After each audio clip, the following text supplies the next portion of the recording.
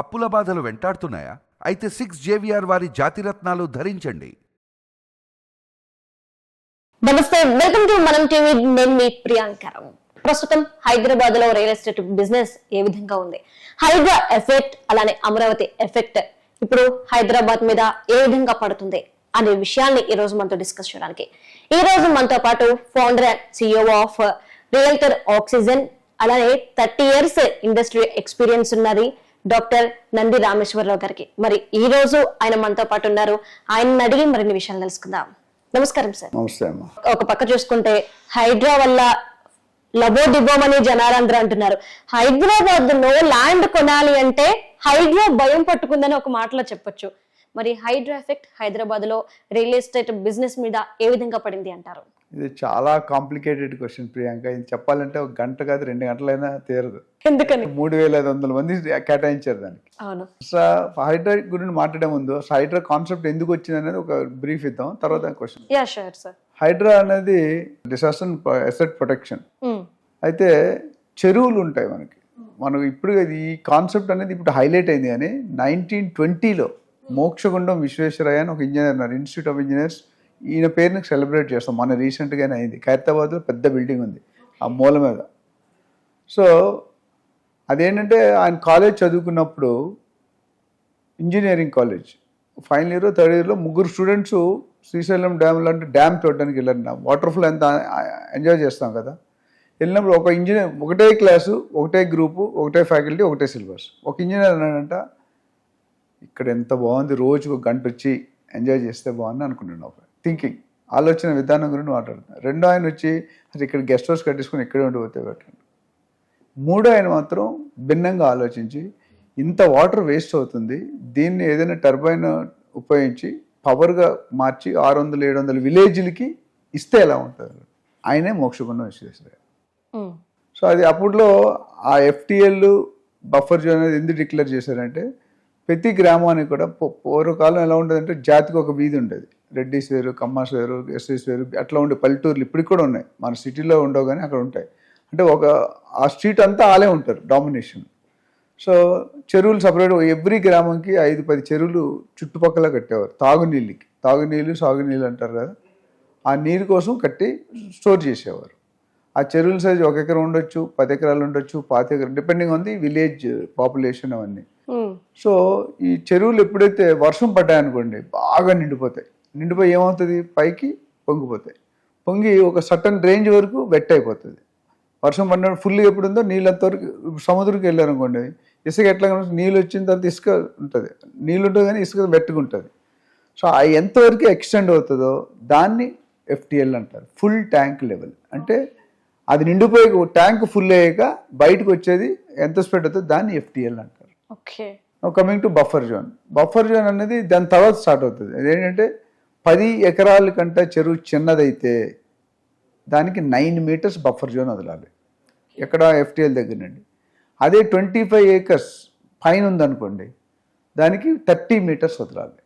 So ఈ FTL plus buffer జోన్లో ఎటువంటి కన్స్ట్రక్షన్ కట్టకూడదు. It's very clear. It's a fertile land, వ్యవసాయ భూమి, సాగు భూమి, వ్యవసాయ భూమి అంటారు. ఆ భూమిలో మొక్కలు వేసుకోవచ్చు, కూరగాయలు పండించుకోవచ్చు, అలాంటివైనా చేసుకోవచ్చు. అంతేగాని కన్స్ట్రక్షన్, డ్రైనేజ్, గార్బేజ్ ఇవన్నీ పెడితే ఆ నీళ్ళకి వెళ్తాయి కదా. ఇప్పుడు నీళ్ళకి వెళ్తే నీళ్ళు పాడవుతాయి కదా, తాగడానికి ఉండవు, కలుషితం, పొల్యూషన్. అందుకని అది పెట్టారు. సో అప్పుడే డిక్లేర్ చేసిన అఫీషియల్ నోటిఫికేషన్ ఇవ్వలేదు గవర్నమెంట్. ఓకే. అఫీషియల్ నోటిఫికేషన్ 2012 తర్వాత 13, 14, 15, 16 దాకా వస్తూనే ఉన్నాయి. నాగార్జున గారి ఎన్ కన్వెన్షన్ తీసుకుంటే 2014లో కట్టారు.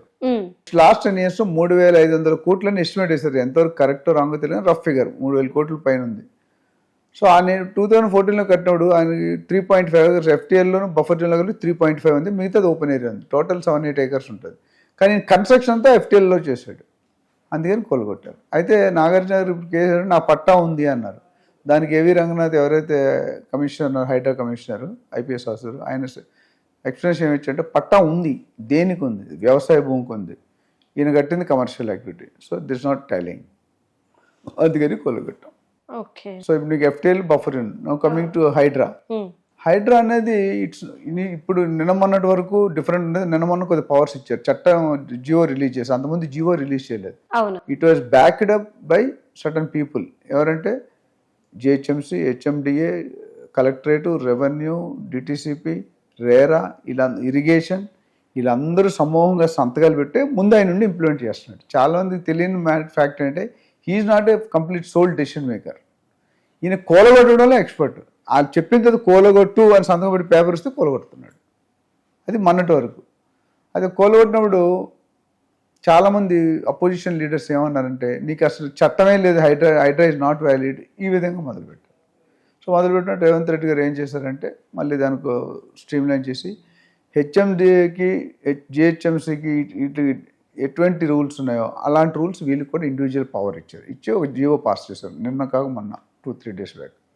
ఇప్పుడు అంటే ఇది కూడా it's an official government body.